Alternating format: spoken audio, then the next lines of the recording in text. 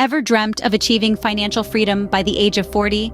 This tantalizing idea is about more than just wealth. It's about autonomy, the liberty to live life on your terms. Picture a life without alarm clocks, no more rush hour traffic, the flexibility to pursue your passions at your own pace. Financial freedom is about having sufficient savings, investments, and readily available cash to afford your desired lifestyle. It's about intensifying your financial wealth to a point where living paycheck to paycheck is a thing of the past.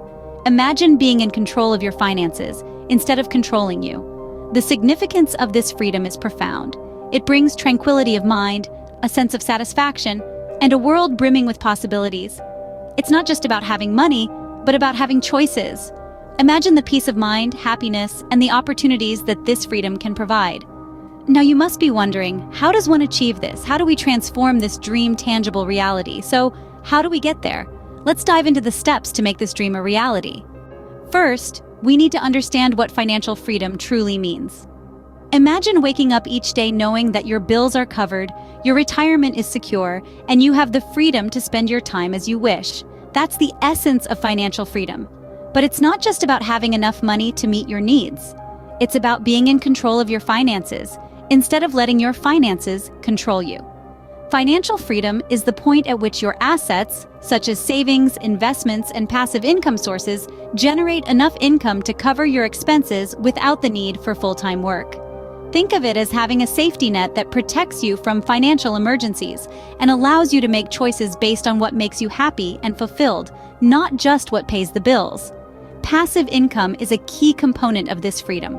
It's income that requires little to no effort to earn and maintain.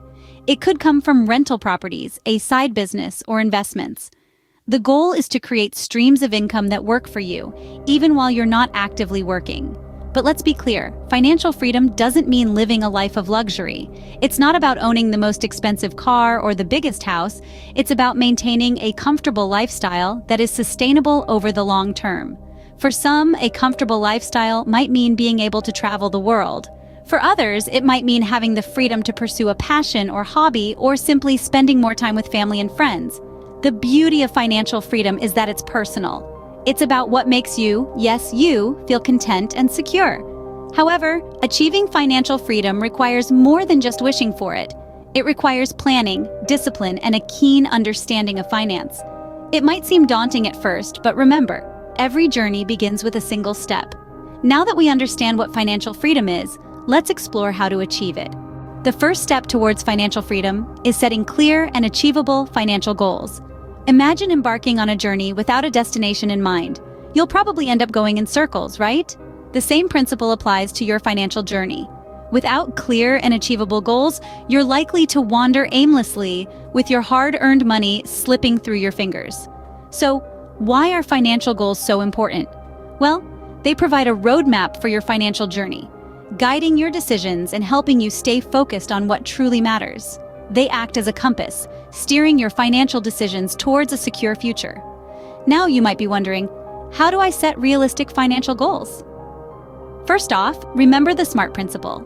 Your goals should be specific, measurable, achievable, relevant, and time-bound. Let's say you want to save up for a house down payment. Don't just say, I want to save for a house. Instead, make it SMART. I want to save $75,000 for a house down payment in 5 years. This goal is specific. You can measure your progress, it's achievable if you save diligently, it's relevant to your dream of owning a home, and it has a timeline.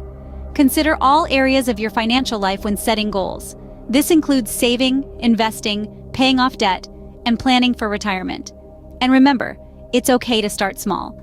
Even if you can only save a few dollars a week right now, that's still progress towards your larger goal. But setting financial goals isn't a one-time event. It's a continual process. As your life changes, so will your financial goals. Maybe you'll get a raise at work, or perhaps you'll decide to start a family.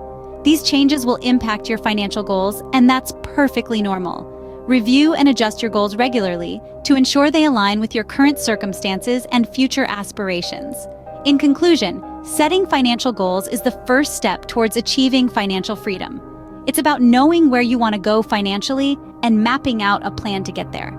With your financial goals in place, you're ready for the next step. The second step requires a disciplined approach to saving and investing. This is an essential part of achieving financial freedom. Let's take a closer look. Firstly, the importance of saving a portion of your income cannot be overstated. This is the foundation of your financial freedom. It's like planting a seed that will soon grow into a robust tree. The key is to start saving as soon as possible, no matter how small the amount may seem. Remember, every penny counts. Make it a habit to save at least 20% of your income. If this seems daunting, start with a smaller percentage and gradually increase it over time. The goal here is to create a habit of saving. This habit becomes your safety net, allowing you to navigate financial hiccups with greater ease. Now, let's talk about investing. Simply saving your money isn't enough. You need to make your money work for you. That's where investing comes into play. It's like giving your money a job. The goal of this job? To generate more money. Investing wisely is a game changer. It can mean the difference between living paycheck to paycheck and achieving financial freedom. The key here is to invest in things that you understand and believe in. Whether it's stocks, bonds, real estate, or starting your own business, the choice is yours. Now, let's discuss the power of compound interest. Albert Einstein once called compound interest the eighth wonder of the world. Why? Because it allows your money to grow exponentially over time. The magic of compound interest lies in the fact that you're not just earning interest on your initial investment, but also on the interest that your investment has previously earned. Let's say you start investing $100 a month at the age of 25. By the time you're 40, you could have a substantial nest egg, thanks to the power of compound interest. The earlier you start investing, the more time your money has to grow. Remember, the road to financial freedom is not a sprint, but a marathon. It requires patience, discipline, and a commitment to saving and investing wisely. Saving and investing wisely brings you closer to financial freedom. The third step towards financial freedom is minimizing debts. Let's dive right into it. Debt can be like a dark cloud hanging over your financial landscape. It's a burden that can keep you from reaching your financial goals. But don't worry, there are ways to lighten this load. One of the most effective strategies for debt reduction is the snowball method. Imagine a small snowball rolling downhill, gathering more snow and growing larger as it goes. The same principle applies to your debts. Start by paying off your smallest debt while maintaining minimum payments on your larger ones. Once that smallest debt is paid off, roll that payment into the next smallest debt, and so on. Now let's talk about your credit score. Maintaining a good credit score is like having a golden ticket to financial freedom. It can open doors to better loan terms, lower interest rates, and more opportunities for investment. So always pay your bills on time, keep your credit utilization low, and monitor your credit report regularly for any errors. Here's a tip: avoid unnecessary debt accumulation. It sounds obvious, right? But it's easier said than done. Remember, not all debts are created equal. There are good debts and bad debts. Good debts are those that can generate income or increase in value over time, like a mortgage or a student loan. Bad debts, on the other hand, are those that do not create value or generate income, like credit card debt from unnecessary purchases. So think twice before you swipe that credit card for something you don't really need. In conclusion, remember that reducing debt isn't about depriving yourself of the things you love. It's about making smart choices and prioritizing your financial future over instant gratification. It's about taking control of your finances, one step at a time. Reducing debts is a crucial step on the path to financial freedom. The fourth step is about diversifying your income streams. Now, what does diversification mean in the context of income? It means not putting all your financial hopes in one basket. It's about creating multiple avenues of earning, which in turn reduces financial risk. Imagine relying on a single source of income, say your day job. What happens if you suddenly lose that job or there's a significant cut in your pay? It's a risky position to be in, isn't it? That's where diversification comes into play. By having multiple income streams, you're not only spreading your risk, but also increasing your earning potential. So, how do we diversify? One of the most effective ways is through passive income. Passive income is money you earn with little to no daily effort. It's like having money work for you instead of you working for money. Sounds good, right? Let's talk about some examples of passive income. You could invest in real estate and earn rental income. You could create and sell digital products like ebooks or online courses. You could invest in stocks and earn dividends, or maybe you have a knack for photography. You could sell your photos online. The possibilities are endless. Now remember, creating these income streams might require an initial investment of time, money, or both. But once they're up and running, they can provide a steady flow of income with minimal effort. Here's another crucial point: reinvesting your income. Let's say you've started earning from your investments. The key to growing wealth is to reinvest that income, not spend it. By reinvesting, you're essentially creating a snowball effect that can lead to exponential growth over time. In conclusion, diversifying your income streams is not just about making more money. It's about giving yourself a safety net, a buffer against financial shocks. It's about creating a more secure financial future for yourself. Diversifying income streams helps secure financial stability.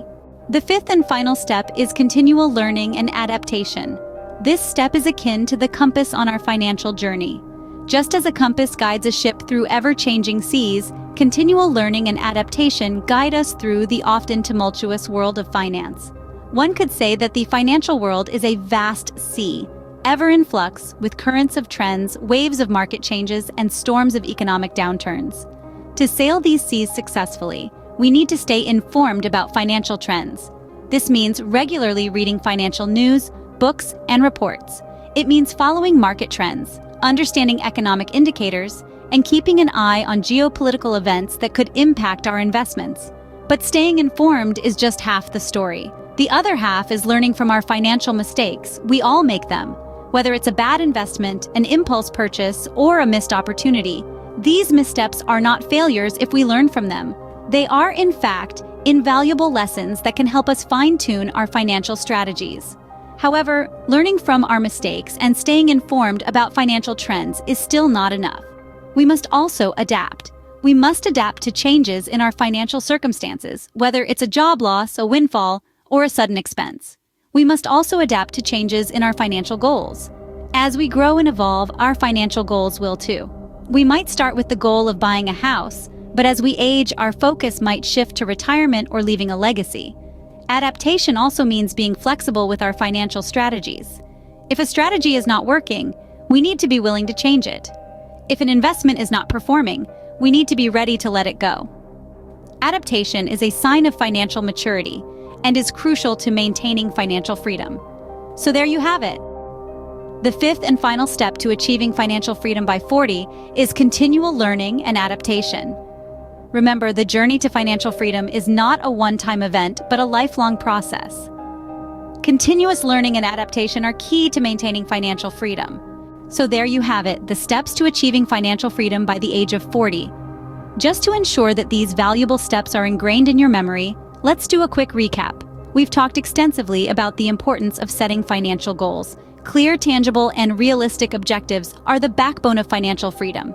They give you a sense of direction, a finish line to strive for. Then we moved on to the undeniable significance of saving and investing. Remember, every penny saved is a penny earned, and not just saved, but wisely invested. The power of compounding is not to be underestimated. It's like a snowball rolling down a hill, growing larger and faster with time. We also discussed how crucial it is to minimize debts. Debt can be like a dark cloud looming over your financial freedom. It's essential to keep debts in check and make a plan to eliminate them as soon as possible. Our next step was all about diversifying income streams. Don't put all your eggs in one basket. Explore different avenues for income. This could mean creating a side hustle, investing in real estate, or even writing a blog. The more streams of income you have, the better your financial stability. Last but not least, we emphasize the importance of continual learning and adaptation. The financial world is ever evolving, and so should your strategies. Keep educating yourself and stay adaptable to changes in the market. But it's equally important to remember that achieving financial freedom isn't an overnight task. It requires patience, discipline, and consistency. It's like planting a seed and nurturing it over time to grow into a mighty tree. In the end, the journey to financial freedom is just that, a journey. It's about making conscious decisions every day that move you closer to your goals. Remember, the journey to financial freedom is a marathon, not a sprint. Start today, and you'll be well on your way to achieving your financial dreams.